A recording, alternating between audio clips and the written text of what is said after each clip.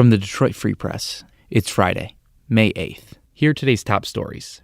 Brought to you by JB's Smokehouse, located inside Bush's Fresh Food Market of Canton. JB's offers a range of authentic barbecue favorites, from beef brisket and mac and cheese to fried green tomatoes and pulled pork tacos. JB's is sure to become your new favorite barbecue spot. I'm Susan Tompor, and I'm a columnist with the Detroit Free Press. Millions of seniors, veterans, and others who receive federal benefits via the Direct Express prepaid card continue to wait for their stimulus money. Right now, based on new information this week, the IRS is expected to upload that stimulus cash onto Direct Express cards in mid-May. It's about a week or two later than initially planned. The IRS and Treasury declined to comment on the reason for the delay. Plenty of lower-income people say they remain desperate to pay their bills and hope to get the coronavirus relief money as soon as possible. I'm John Wisely from the Detroit Free Press. When the coronavirus closed schools in March, teachers and students went home. But what about class pets? Well, in many cases, they went home with the teachers. And we're not just talking hamsters and goldfish. Teachers are now looking after critters like rats, geckos, skinks, and snakes. Some are even caring for lovely bugs known as Madagascar hissing cockroaches. One biology teacher from Clarkston startled his wife. When she walked into their kitchen, she found a frozen mouse thawing out in a bowl of hot water. Most of the teachers have been good sports about it, and for the most part, their families have too. Still, they might be ready to go back to school in the fall, so they can clear off that kitchen counter. For the Detroit Free Press, I'm Meredith Spellbring.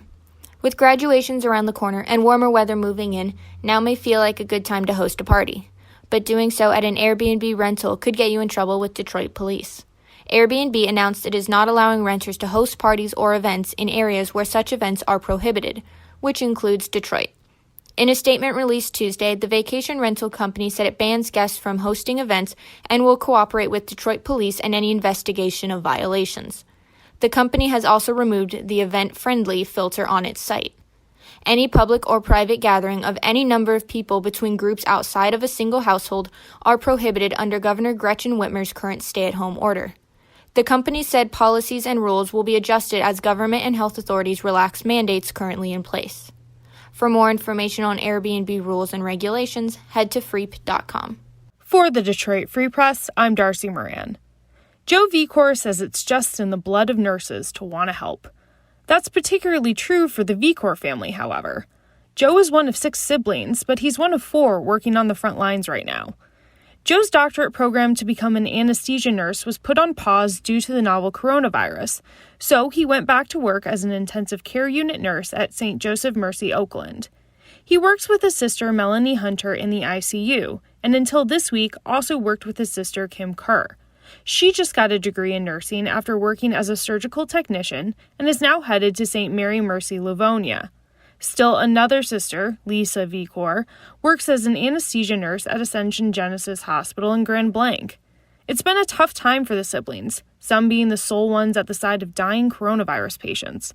But the Vicors love their jobs, thank their parents for their work ethic, and lean on each other amid a crisis.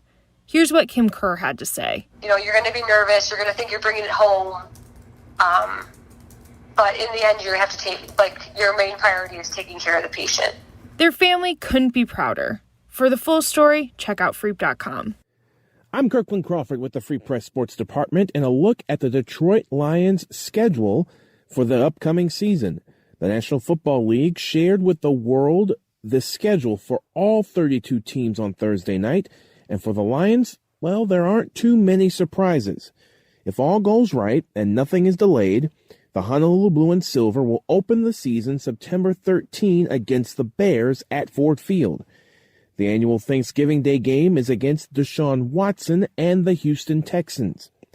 If you're looking to schedule any road trips down south, the Lions will be in Jacksonville on October 18th, in Atlanta on October 25th, in Charlotte on November 22nd, and in Nashville a few days before Christmas. Detroit's bye week comes during the second week in October, and the Lions wrap up their 16-game schedule with home games against Tom Brady and the Bucs, and then the Vikings on January 2nd.